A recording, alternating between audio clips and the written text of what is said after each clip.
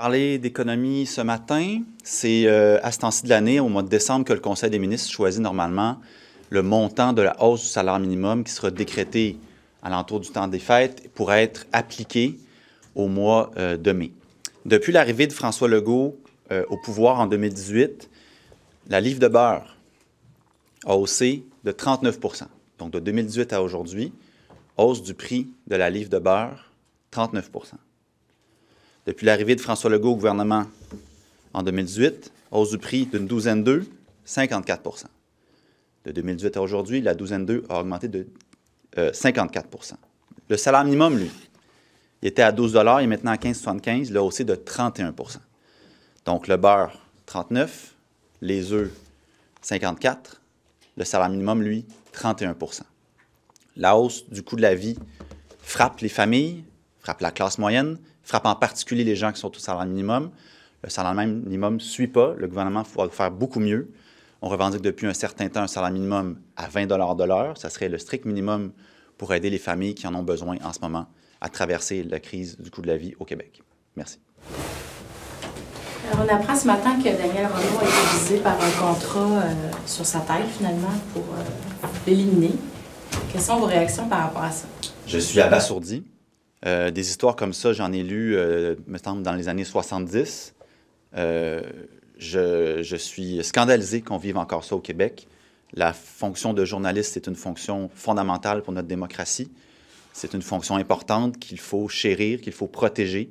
Je m'attends à ce qu'il y ait les interventions policières en conséquence. Vous devez pouvoir faire votre métier en toute sécurité. C'est une condition essentielle de notre démocratie. Est-ce qu'il y a lieu de poser d'autres actions pour renforcer la sécurité, ou est-ce que le gouvernement pourrait agir sur certains aspects à propos de ça? On va être ouvert aux pistes de suggestions. Je n'en ai pas nécessairement moi personnellement ce matin. Je fais confiance au corps policier pour faire les enquêtes nécessaires et rehausser la sécurité s'ils jugent que c'est la chose à faire. Ils le font avec nous, en tout cas les élus. Donc j'imagine que c'est quelque chose qui pourrait être envisagé pour des journalistes aussi. Est-ce que c'est quelque chose, vous remarquez justement une augmentation peut-être des menaces aussi, on en parle beaucoup à l'égard des politiciens, mais aussi à l'égard des journalistes. Il y en a d'autres qui sont visés parfois sur les réseaux sociaux. Est-ce que c'est un phénomène qui est alarmant à votre avis? Bien, c'est sûr que je pense que ni vous ni moi ne sommes dans les hautes sphères de l'opinion publique en matière de fonctions appréciées pour toutes sortes de bonnes et de mauvaises raisons. Oui, je vois dans les commentaires des réseaux sociaux des fois des commentaires désobligeants sur les journalistes, bien sûr, qui vont publier un article qui pourrait être apparenté à une famille politique ou à une autre. Je pense que malheureusement, il y a un certain nombre de ces commentaires qui viennent un peu avec la fonction, mais c'est clair que ça va de plus en plus loin dans le ton, dans les menaces. Il ne faut pas les tolérer, ces menaces-là. Il faut les dénoncer immédiatement. Il faut contacter la police. C'est la façon dont on essaie, nous, de se comporter du côté des élus. J'assume que c'est quelque chose que vous pourriez faire également et je regrette profondément que ce genre de choses-là arrivent encore aujourd'hui. Les menaces ne sont pas calmées depuis la dernière campagne électorale, par exemple. J'entendais M. Nadeau-Dubois, je pense que c'est pendant le congrès, votre congrès il y a 2-3 semaines, dire qu'il y avait eu des menaces aussi récemment assez importantes. Donc, les menaces sont toujours là pour les élus? On pensera tous ce qu'on voudra des commentaires de mon collègue de Maurice Richard il y a 2 semaines, mais fallait avoir le cœur solide pour aller lire ce qui se disait sur les réseaux sociaux un peu partout en lien avec ça. C'était hallucinant, là. Combien de gens lui ont sommé de rentrer dans son pays ou de quitter. Je veux dire, ça, c'est les tels les plus douces, là. Je vous épargne le reste. Bon, est-ce que ça s'est calmé? Ça dépend pour qui, ça dépend des jours. Notre collègue Maurice qui récemment avait fait l'objet aussi d'une campagne de dénigrement assez sévère. Ça va par vagues, je vous dirais. T'sais, mettons, moi, personnellement, j'ai été relativement épargné dans les derniers mois. Mais s'il fallait que je dise une citation malencontreuse, peut-être que j'aurais une vague aussi qui m'attaquerait. Comment ça vous affecte quand vous avez une vague comme ça de menaces? Est-ce qu'on craint pour sa famille? Est-ce qu'on craint pour de venir au travail, de se prendre dans la rue? Est-ce que ça change votre comportement? C'est sûr. Moi, ça m'est arrivé une seule fois. C'était pendant la pandémie. Vous vous rappelez peut-être la grosse manifestation anti-vaccin au Stade olympique où j'avais appelé à ce qu'ils aient manifesté ailleurs parce que c'était un centre de vaccination massif. Puis il y avait malheureusement d'ailleurs fermé le centre de vaccination ce jour-là. Donc des gens qui avaient prévu un rendez-vous n'avaient pas pu aller se faire vacciner. J'avais été la cible de beaucoup de commentaires. Des influenceurs anti-vaccins m'avaient ciblé. Mes employés de bureau avaient été aussi inondés d'appels, de courriels. J'avais reçu une menace là, sur mon intégrité physique qu'on avait dénoncée à la SQ. j'avais j'avais prévu me rendre ce jour-là à une autre manifestation qui était celle du 1er mai, là, des travailleurs et des travailleuses. Je pensais prendre le métro et j'ai trouvé que c'était pas une bonne idée parce que les gens sortaient en masse du métro pour aller à la manifestation du Parc olympique. J'habite pas loin, donc. Et mon attaché politique m'avait dit, je pense qu'on va aller prendre un taxi. On va descendre une coupe de rue au sud, puis on va aller prendre un taxi. Ça avait été plus prudent de faire ça. Dans un quartier là, qui est quand même relativement, je ne vais pas utiliser le mot pauvre, là, mais démuni. Vous avez remarqué, est-ce que vous avez remarqué à Montréal qu'il y a un changement là, au niveau de la criminalité? Là? Parce qu'à une certaine époque, il y avait une hiérarchie, là, si on remonte loin dans le temps à Montréal, c'était les Dubois, après ça, il y a eu les Italiens, les Hells Angels. Là, est-ce que vous sentez, dans ce que vous remarquez quand vous parlez de vos réseaux communautaires, que c'est un peu le Far West actuellement, là? Je vous dirais que ça a changé, ça a évolué. Avant, c'était beaucoup des pioles, hein, qu'on appelle, des appartements qui étaient convertis en sites d'injection non supervisés, si on pourrait dire. Avec la montée de l'itinérance, c'est rendu beaucoup plus mobile. On vient livrer dans certains endroits. Là, je ne suis pas en train de dire que tous les sites de personnes itinérantes sont des sites... Au niveau de la criminalité, le changement, la mouvance, la philosophie des groupes criminels, est-ce que vous l'avez remarqué en parlant avec les groupes? Dans mon quartier, je ne peux pas dire que j'ai remarqué ça. Évidemment, il y a quelques étés, on avait eu des fusillades un peu plus sévères au centre-ville, dans le Vieux-Port. Mais dans Hochelaga-Maisonneuve, dans l'est de Montréal, je ne peux pas dire que j'ai vu un grand changement. Mon poste de quartier, quand je les rencontre à chaque année, on fait un petit topo de la situation, puis on est dans les mêmes classiques, là, les gangs de rue, les pioles. Comme je vous dis, il y a le phénomène d'itinérance qui vient jouer un peu dans le portrait, mais ce n'est pas un changement fondamental à ma connaissance. Oui, Santé Québec, je change de sujet, Patrick. Santé Québec entre en vigueur dimanche. À quand est-ce que vous attendez à voir des changements concrets? Bien, on ne s'attend pas à voir grand-chose de différent, même qu'on on constate déjà aujourd'hui que ça va se compliquer. Là. On voit qu'il aurait voulu être à la table de négo, que le Conseil du Trésor leur dit non, vous venez pas à la table de négo. Fait que là, on a créé une nouvelle structure supposément pour se faciliter la vie, mais là, on se complique la vie parce qu'on ne sait plus trop qui doit aller à la table de négo, puis c'est toujours bien eux, l'employeur, là, en théorie. Ils ne seront pas à la table de négo, le principal employeur du Québec. Fait qu'on comme on dit, une chatte, il perdrait ses petits, là. Soit pas à la table de négo, justement. Bien, je dis que la CAQ a créé une structure complexe et se complexifie la vie avec cette structure-là. Est-ce que c'est signe de... On parle beaucoup de vraiment quel pouvoir va avoir Santé Québec, finalement. Est-ce que là, on y voit un signe que peut-être le pouvoir va être relatif, là, s'ils ne sont pas à la table de négo que les médecins spécialistes? Tout à fait. Le pouvoir sera tout à fait relatif. Puis en plus, ça confirme la thèse que plusieurs avaient, que le gouvernement cherche un paravent, cherche une excuse. Alors, quand ça va aller mal, ça va être Santé Québec. Ah, la Santé Québec n'a pas fait sa job. Mais quand ça va aller bien ou quand il y a la vraie job, la vraie négo est en place, là, c'est sûr que le gouvernement et le ministère veulent garder la main dans le pétrin pour pouvoir pétrir la pâte. Alors, c'est un peu paradoxal. Juste sur le salaire minimum, puisque vous en parlez tout à l'heure. Bien sûr. À chaque année, le gouvernement se fonde sur la médiane du taux horaire moyen, je ne me trompe pas, pour fixer le salaire minimum. Est-ce que, selon vous, par exemple, ça ne serait pas une mauvaise idée de changer la méthode de calcul? Parce que je sais que ça fait longtemps que vous revenez avec le dollar, tout ça. Mais est-ce que la méthode devrait être changée? On ne peut pas se fier sur le beurre non plus, là, mais je veux dire, qu'est-ce qui devrait être revu dans la méthode de calcul? Bien, le chiffre, par exemple, parce qu'il a bougé. Avant, c'était Évangile, là, il y a à peu près une dizaine d'années, que c'était alentour de 47,5-48 % du salaire moyen, comme vous le disiez. Et ça a bougé, cette aiguille-là. Ça, c'était comme religion là, depuis des années. Puis, il y a eu de la pression sociale. C'est sous Couillard que l'aiguille a commencé à bouger, s'est rapproché du 50. On peut la monter. Là. Il y a d'autres provinces du Canada qui sont de mémoire à 55 % par exemple, du salaire moyen. Donc ça nous permet d'avoir un salaire minimum beaucoup plus intéressant qui permet de sortir de la pauvreté et non de survivre dans un niveau de vie qui est difficile. Ça traverse, selon vous, la médiane, là, pour que ça s'en aille Bien sûr, vers cette aiguille-là, elle peut bouger. Elle a bougé dans les dernières années. Il n'y a pas de problème pour la bouger encore. Économique. On a aboli le crédit d'impôt là, pour le maintien en emploi pour les gens qui sont inclus. Oui, monsieur. Oui, je me souvenais pas de ce bout-là, mais je vous suis. Ben, puis ça, c'est comme 1 500 $ que les gens qui sont inclus perdent. Pour les gens justement à bas salaire, c'est un impact qui est important. Oui, parce qu'on sait de plus en plus de personnes aînées, ou du moins âgées, continuent à travailler par choix, des fois, parce qu'ils ont le loisir de le faire, parce que ça les intéresse. Mon père est dans cette situation-là. Il continue à travailler un peu parce qu'il le peut. Mais le problème, c'est vraiment le salaire minimum de base. Là. Il faut que ça soit augmenté parce qu'on n'y arrive pas. On parle souvent de salaire minimum pour différents types d'âge, puis on se fait répliquer de la part de gens qui sont opposés à la hausse salaire minimum. Mais là, souvent, le salaire minimum, c'est pour des jobs d'entrée. Hein, c'est pour des adolescents, à la station-service ou au Dollarama, etc. Mais il faut y aller voir, par exemple, dans ces lieux-là, que c'est pas du tout un portrait fidèle. Il y a souvent l'entour de la moitié, même un peu plus parfois, de gens qui sont à salaire minimum, qui sont bien en haut de 14 ans, 18 ans, etc. Ça devient un salaire pour la vie. Et de savoir qu'un gouvernement, peu importe sa couleur depuis 20-30 dernières années, maintient un salaire minimum aussi bas, sachant que c'est la job pour la vie de plusieurs personnes de notre société, moi, ça me fait de la peine de savoir ça. Le gouvernement a créé 1300 classes de francisation. Je ne sais pas si vous avez vu ça ce matin, à temps partiel. Ça ne convient pas à tout le monde. Il y en a qui aimeraient ça de l'apprendre vite. Il y en a d'autres qui travaillent en même temps. Il y a beaucoup de déçus, autrement dit. Pour vous, est-ce que c'est une façon pour le gouvernement de dire, on francise quand même le monde? Non, c'est un échec sur toute la ligne. Puis ça, on le voit dans à peu près toutes les régions. C'est d'une tristesse sans nom. Le gouvernement ne croit plus visiblement à la francisation pour opérer une transition aussi chaotique que celle que l'on connaît en ce moment. Il faut avoir un plan clair, il faut avoir un plan concerté. C'est pas ce qu'on observe et c'est regrettable.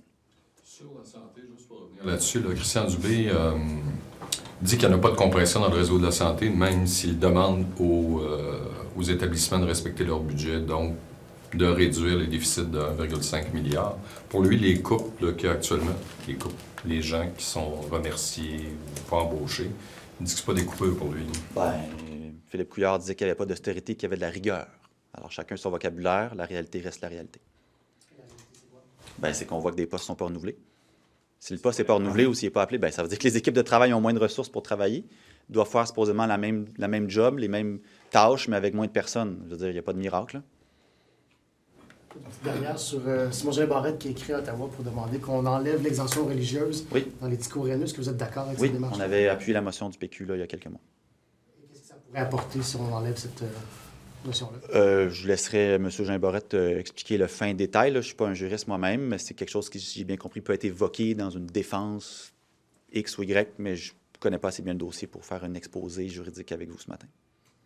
On minimum wage, we've heard you call for a higher minimum wage for a while now, and we've heard the government's response often is that, the average salary in Quebec has gotten higher over recent years. So why is it important that they raise minimum wage? What makes you think that they would do that now? Because the rise of the cost of basic products have gone so high, and the minimum wage haven't followed. So, for example, butter was $3.81 in September 2008 when Legault came in office, is now $5.31. So it's a rise of 39%. For eggs, a dozen of eggs, it was $2.94. It's now $4.52. It's a rise of 54%. And the minimum wage was $12, is now $15.75. It's a rise of 31%. So way below the rise of those two basic products. They are just examples, of course. There's other examples. So to decide to maintain a minimum wage rate below the raise of the cost of such basic products is not a good policy. It's not helping the people who live with the minimum wage for their life, because it's not all people as teenagers who work at a minimum wage. There's a lot of women. There's a lot of people who have 40, 50 years old. That's going to be their life, living at minimum wage, and they deserve a better living. And on the healthcare system, we heard Mr. Dubé say that, the lower budgets or asking the healthcare facilities to come up with lower budgets that won't lead to cuts in the healthcare system. Is that something that you believe? Do you trust him when he says that? I remember very well Philippe Couillard at the time saying there's no austerity. It's just a rigorous management of the budget. So they can't change the word they're using. The reality stays the same. They're cutting. There's less people in place to offer the same services. Question for you, Mr. Leduc. As the Quebec Solidaire House leader, what's going on? It's supposed to be an intensive legislative session. What's happening? Can you tell us why? There is maybe like one committee studying Bill 74 and that's it? Yeah, it's not the first time that the CAC is not very good with handling the legislative agenda, arriving at the end of the session with almost nothing to work with. But this time is the first time I see it so early, before the last day being next Friday. So I just don't understand what we're going to do next week, honestly, aside from the question period. There's almost no commissions. We're going to maybe adopt the few bills at the Salon Rouge that remains to be adopted with the normal process, but there will be no commission. What are the consequences? Like what Well, Quebecers we're paying a heck of a bunch of people to work for nothing. We should be studying other. If the government doesn't have any other bills, we have a few. The Liberals have a few. I'm sure the PQ have some as well. For example, we had the bill to permit the visit from MNAs to public services locations, presented by my centers, adaptation centers, presented by my colleague from Sherbrooke, Christine Abri. We could totally study this bill. It's not an obligation for the government to vote for it in the end, but please, we have a lot of people here working with salaries and heating system and etc. It's costing a lot of money to open the assembly. Could we please work on bills? And there's nothing on the table next week. And what about the energy bill? I mean, that's a massive bill, and it was supposed to be like urgent. You know, those changes were. I mean, Arun Boisy is responsible of this bill, but at least like it could have. On the energy bill, your guess is as good as mine. The one we have at my office as House leader for my party is that the change of minister opened up a debate that maybe wasn't there. We all know that Fitzgibbon was the chouchou of François Legault. I don't know what you say that in English. Teacher's pet? I'm not sure that's a good translation, but anyway, he's the chouchou. No? Okay, there's any translation for that? Anyway, he was the preferred one. It was a favorite. Alors, we all know, thanks. We all know Fitzgibbon was a favorite of François Legault. Maybe he could do what he wanted with his bill, but now he's gone. So does Fréchette have the same margin of play with this bill? Does she have to convince the Minister Council of a lot of things? Does she want to change a lot of things? So it's interesting because it was scheduled last Thursday. But it got unscheduled just after the Council of Ministers in the Wednesday afternoon. It was cancelled like an hour after the Council of the Ministers. Why? It's weird that you schedule something and you unschedule it just after the Council of Ministers. So our guess is that there's discussions within the government with that. They're not on board with something in it, with some amendments maybe. I don't know. That part I don't know. But clearly there's some discussion that's not over with it. Français sur le fait que le menu législatif est si mince. Moi, ça fait longtemps que je t'agis, donc 6 ans, 2 ans comme leader du gouvernement, leader de l'opposition, la deuxième opposition. C'est pas la première fois que je vois le gouvernement mal travailler et mal planifier ses travaux et arriver en fin de session puis avoir pas grand-chose sur le menu. Mais cette fois-ci, pour vrai, c'est la fois la plus incroyable. Je ne sais pas ce qu'on va faire la semaine prochaine ici, en dehors de la période des questions. C'est du gaspillage. Il y a des... Je n'ai pas le calcul, mais des centaines de milliers de dollars, certainement, peut-être 1 million que ça coûte ouvrir la bâtisse ici par jour, en salaire, en fonctionnaire, en chauffage, etc. Puis on va passer essentiellement 45 minutes en période de questions. Pas de commission, pas rien. Si le gouvernement ne sait pas quoi faire, puis il a mal planifié ses travaux, c'est une chose, mais nous, on en a des idées. Les autres oppositions en ont des idées de projet de loi. Je vous soumettais celle de ma collègue Christine Abri pour aller donner le droit aux députés d'aller visiter les établissements publics. C'est un projet de loi qui est dans les cartons. Ils n'ont qu'à l'appeler. On peut l'étudier. Ça prend 3 secondes de décider ça. Là. Puis il n'y a rien à l'agenda de la semaine prochaine. Si je comprends bien sur l'énergie, parce qu'on l'attend, ce projet de loi-là? On l'attend depuis longtemps. C'était normal, je pense, qu'avec un changement de ministre, il y a un petit délai. Là, on est rendu beaucoup plus loin qu'un petit délai. Puis dans l'absolu, votre théorie est aussi bonne que la mienne. Mais je vous livre la mienne quand même parce qu'elle semble vous intéresser. Il était à l'horaire jeudi dernier, le projet de loi sur l'énergie. Ils nous annoncent toujours l'horaire le vendredi précédent. Alors, une semaine à peu près d'avance, ils nous disent on va siéger sur l'énergie jeudi. OK. Nous, on se prépare. Et là, surprise, jeudi en après-midi, après le Conseil des ministres, il est retiré de l'horaire. Étrange. Puis pas de nouvelles pour cette semaine. Puis on va voir aujourd'hui en fin d'après-midi, donc vendredi, s'il est à l'horaire la semaine prochaine. Notre hypothèse, c'est que ça brasse au Conseil des ministres. Pourquoi, par contre, ça, je ne sais pas. Est-ce que c'est le contenu du projet original? Est-ce que c'est les amendements de la ministre? Est-ce que la ministre n'en veut plus de ce projet de loi? On ne le sait pas. On le sait tous que Fitzgibbon était un peu le chouchou de François Legault. Il y avait peut-être des marges de manœuvre que d'autres ministres n'ont pas ou non plus. Après ça, qu'est-ce qui se passe au Conseil? Je ne sais pas, mais visiblement, il s'est passé quelque chose, puis qu'il a été retiré là. On dit qu'il y a plusieurs projets de loi qui ont été adoptés là, au fil des semaines, là, par exemple Oui. l'Agence de mobilité, projet 67. Est-ce que pour vous, dans le fond, le menu législatif a roulé rondement durant la session, puis c'est normal qu'il n'y ait plus rien à l'agenda? Bien, c'est-à-dire que la session, je veux dire, quand on termine en décembre, ce n'est pas la fin. Tu n'es pas obligé de tout fermer, puis après ça, repartir à zéro la session prochaine. C'est quelque chose qui est en continu, qui pourrait déposer d'autres projets de loi. Il pourrait même convoquer des audiences à la mi-janvier, ça se fait, là. Moi, j'en ai vécu. Fait que je ne comprends pas ce qui se passe. Je veux dire, on est dans les spéculations rendues là, mais ce qui est plate, c'est qu'on est prêt à travailler, on paye des milliers de dollars pour que cette bâtisse-là fonctionne. Puis là, on ne fera pas grand-chose la semaine prochaine. Nous, on en a des idées qui nous tendent la main, on va y en faire, des suggestions. Merci à vous, bonne journée. Quelqu'un veut